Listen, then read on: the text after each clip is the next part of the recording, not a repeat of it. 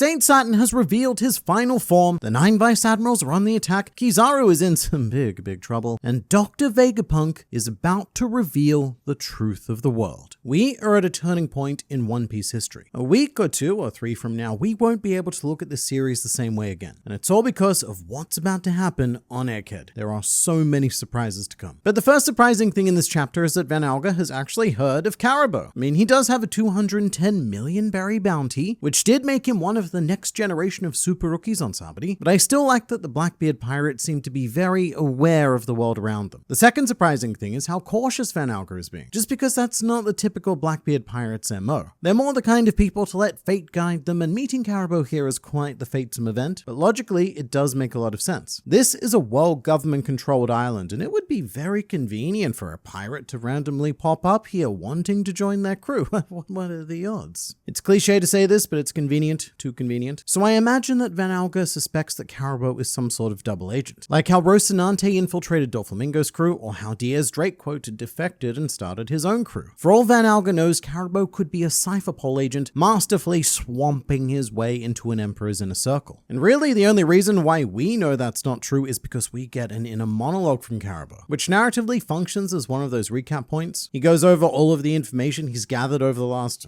12 years, I think, during which time he makes my favorite Caribou expression, which is the one where he's so sinisterly pleased with himself that he rubs his, what even are the things that he has? They're not hands. Hands would be like this, so he must be doing this. Are they hands? I want to say they're hands, but have we ever seen his hands? I was so curious about this question that I had to go away and research, and it turns out that yes, we did see his hands in the cover story, where he's given a meat pie by that lovely old lady. But it looks like Caribou is on his way to Hachinosu, and given how much the Blackbeard pirates must distrust him, I wouldn't be surprised if Katarina Devon and Van Alga stuffed him into a locked barrel as well, just like the Straw Hats do. And curiously, we still have yet to confirm which of these figures fed Luffy, if indeed it was any of them. But much like Luffy, copious quantities of food is my primary fuel source, and I am a fiend for cereal in the morning, because it's quick, easy, and delicious. Which is why I'm thrilled that the sponsor for this video is Magic Spoon, the super tasty, high-protein, low-carb inhabitants of my cereal bowl for the last couple of weeks. I've genuinely been starting my morning with Magic Spoon for the last couple of weeks, and today, I guess, my lunch, I have to say,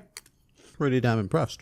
I was lucky enough to pick up a variety pack which comes with fruity, frosted, peanut butter, and of course the always superior cocoa. This is my favorite flavor by far, but the others are amazing as well. Magic Spoon cereal contains 0 grams of sugar, 13 to 14 grams of protein, and 4 to 5 grams of net carbs in each serving, for a grand total of 140 calories per serving. It also suits my household very well because my wife and I are both gluten intolerant, and these bad boys are mercifully gluten-free, but also high protein, keto-friendly, soy-free, grain-free, wheat-free, and naturally flavored. You can click the link below and grab yourself a variety pack to try today, and be sure to use promo code GLR at checkout to get $5 off any order, or go to magicspoon.com/GLR. And Magic Spoon are so confident in their delicious products that they're offering a happiness guarantee, which means that if you don't like it for any reason, then you'll get a refund, no questions asked. And thank you so much to Magic Spoon for sponsoring this video. It's because of partners like them that we're able to do fun things like employ artists and editors in order to bring you the best fictional pirate content possible as often as possible.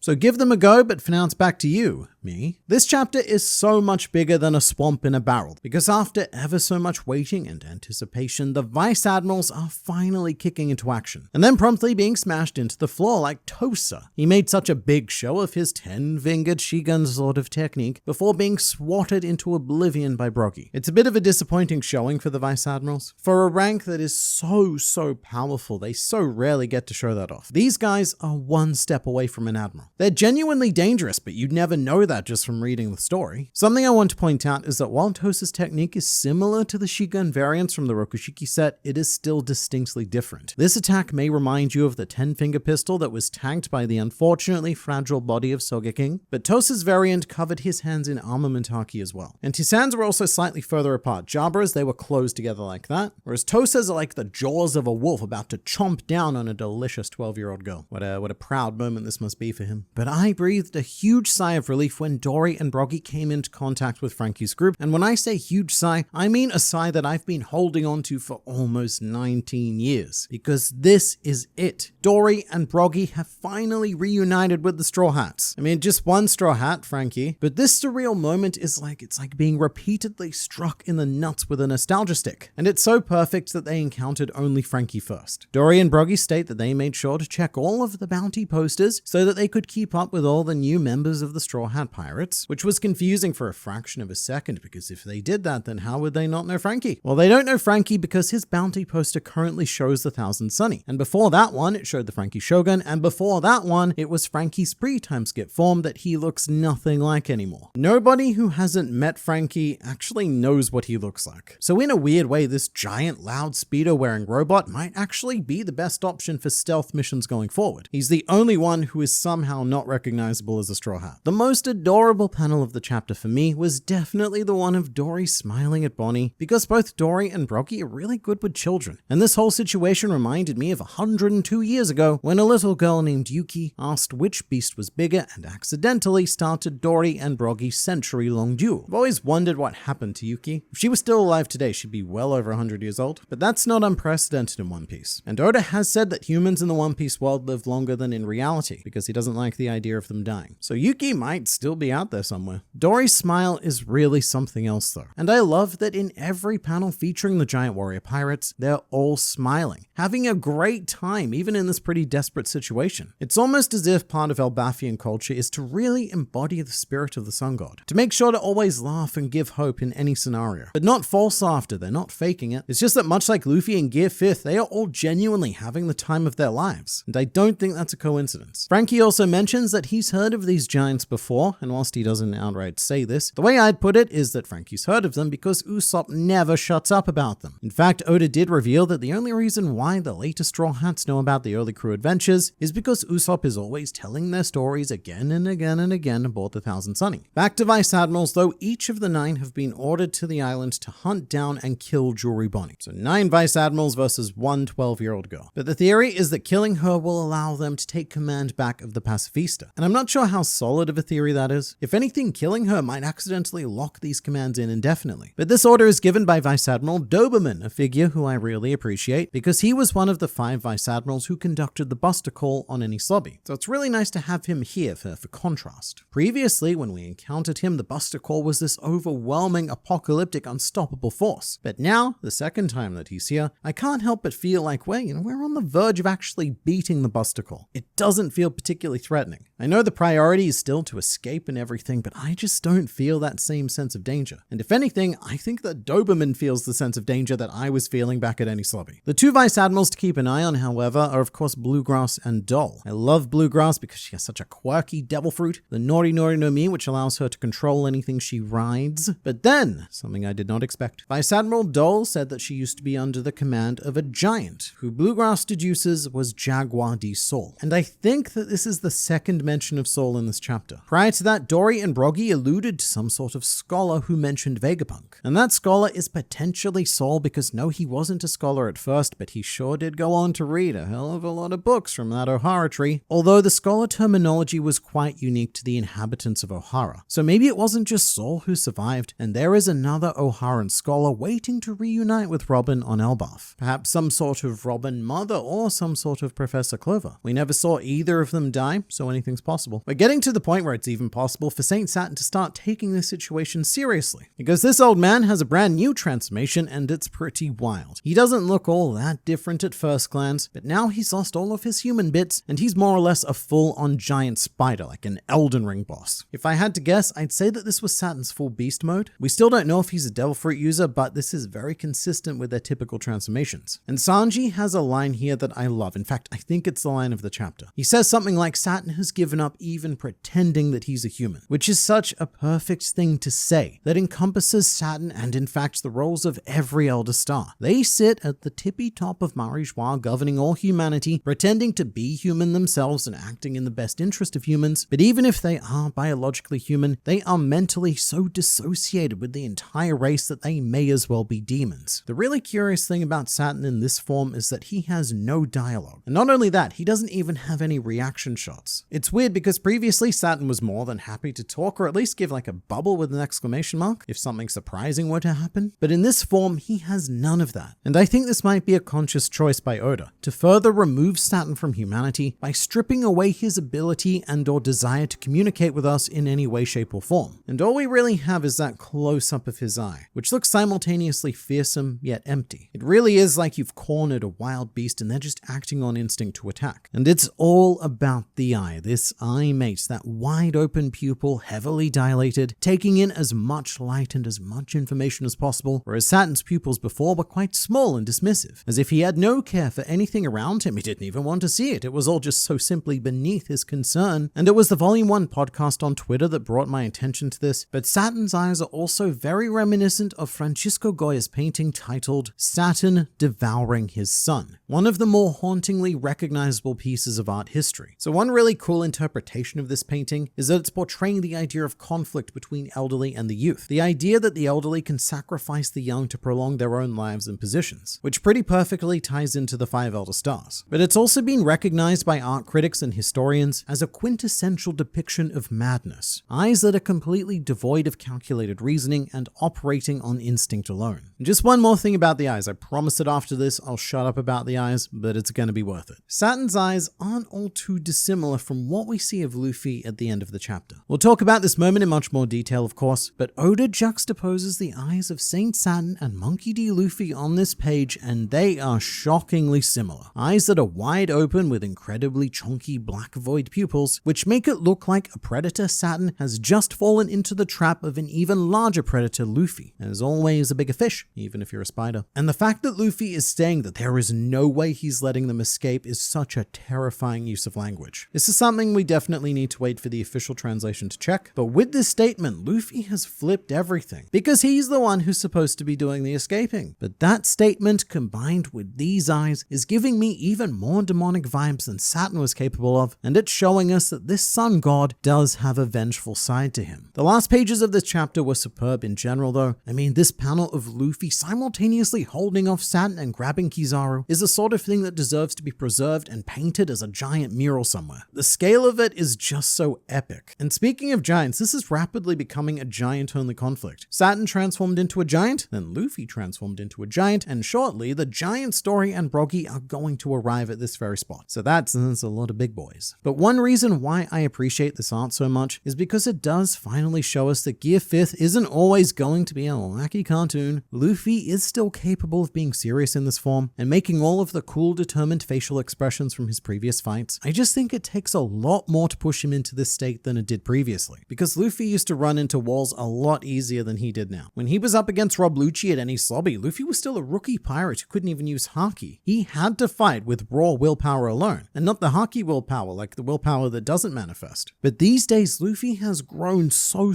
much that it takes an incredibly serious effort to push him to his limits. So it's not that Gear 5th is never going to have these raw, serious, and cool moments. It's that we're at the stage where you need to throw something truly worthy at our captain in order to get him there. And seeing Kizaru grabbed again is just, it's amazing. And it makes me wonder if Luffy was taking it easy on him the first time. Because this Kizaru, mate, he looks like he's struggling. It's the first time I think we've seen a Marine Admiral look so powerless. Or at least the first time since we last saw Kizaru looking so powerless on the floor. Meanwhile, Saint Saturn just looks like an overly excited dog trying to be wrangled by its owner. So I do hope that this panel simmers down the Gear 5th slander, because I don't know if it's just me, but this power-up keeps giving me everything I want and more. Never in my wildest dreams could I have imagined Luffy in situations like this. Now, for a quick market update, last week we had some big movement on Sanji stocks, and I believe the advice I gave at the time was, look, this is not financial advice, but as exciting as this movement is, if I was heavily invested in Sanji stocks, I would use this opportunity to sell, because historically, Sanji highs do not last. They see a nice sharp spike and then they go plummeting back down. And it looks like that market prediction has come to fruition, as Sanji has quickly been relegated to rescue boy and had the kick crapped out of him by Kizaru. I meant to say crap kicked out of him, but I'm not re-recording it. And I'd like to congratulate everyone who sold their Sanji stocks last week, because you're now set for retirement. But the real tragedy here is, of course, Dr. Vegapunk. As if this poor man hadn't suffered enough being impaled by Saint Saturn, in this chapter he got thoroughly donutted once more by the light sword of Kizaru, which has me conflicted. Because I was a big supporter of the Kizaru redemption idea, I still think it makes sense, because because Kizaru was always resolved to kill Vegapunk, but actually seeing it happen, I don't know, it may very well have locked Kizaru out of that ending. It's hard to see redemption from here, because it's a pretty brutal panel. Oda was not kind with the artwork at all, making sure to portray Vegapunk experiencing as much physical pain as Oda's pen could muster. And now we have to ask the very real question of, is Vegapunk dead? Sanji does pick him up, and actually that's the first concerning thing. Previously, Vegapunk said that he'll die if he moves, which is why Frankie's group didn't take him. However, Vegapunk may have just been lying and wanted them to escape without his sack of genius meat slowing them down. But it is funny that Sanji goes ahead and picks him up after all of the trouble Vegapunk went to not to be picked up. But then Sanji says something very concerning at the end. He's not quite sure if Vegapunk is still alive, and he sees Vegapunk smiling. As much as I love the smiles on all of the giants earlier in the chapter, smiles can also be a not so great sign, because it's a very classic way for beloved One Piece characters to die, with a smile on their faces, satisfied with their actions, as well as their legacy, and knowing what's in store for the future. Even without the will of D, those adjacent to it still seem to die with that trademark smile. But the thing that makes me fear most for Vegapunk is what happens next. Out of nowhere, a broadcast begins where Vegapunk on a screen promises to tell everyone the truth of the world. And I fear for his life because it looks like a last will and testament, a video programmed with a dead man switch to go live in the event of, well, unfortunate death-related circumstances, which would be giving Vegapunk his Whitebeard moment. At the very end of his life, Whitebeard got to declare to the entire world that the One Piece existed, and that small piece of information was enough to reinvigorate the entire age of piracy. So maybe we've been looking at the Egghead incident the wrong way. Up until this point, we, or at least I, have been assuming that the big revelation to rock the world would be the defeat of an Elder Star and or an Admiral, and or a Busticle, and or the death of Vegapunk. So many and-ors. But what if the scenario that no one saw coming is this message? The world is shaken by a truth bomb detonated by Dr. Vegapunk. And the really wild thing is, I have no idea what he's about to say. There is so much that's been hidden in the One Piece world that we as readers know about, and at the same time, so much that we as readers don't know about. Which means that the next chapter could contain one of the biggest lore bombshells we've ever had. We could hear any number of things. All sorts of secrets from the Void Century, perhaps the name of the ancient kingdom, or even something completely out of left field that nobody could have predicted. All I know is if you want to be the first to know, then make sure to subscribe to this channel for consistent injections of One Piece culture administered directly into your YouTube feed.